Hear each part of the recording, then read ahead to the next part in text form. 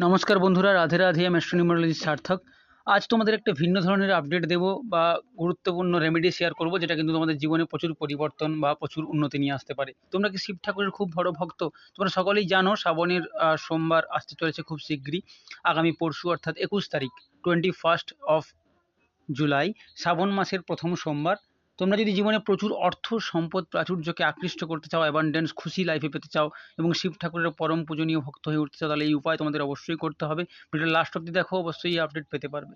শ্রাবণ মাসের প্রত্যেকটা সোমবার করতে পারলে ভালো, অথবা তোমরা যে কোনো একটি সোমবার করলেও খুব ভালো ফল পাবে। কী করতে হবে? জাফরান দিয়ে তোমাদের শিব এবং মা পার্বতীর উদ্দেশ্যে ক্ষীর বা দুধের ক্ষীর বানিয়ে তোমাদের কিন্তু জাফরানের সঙ্গে নিবেদন করতে হবে। তাহলে তোমরা শিব ঠাকুরের আশীর্বাদ পাবে এবং তোমাদের জীবনে অ্যাবান্ডেন্স অর্থ সম্পদ প্রাচুর্য ভরে উঠবে।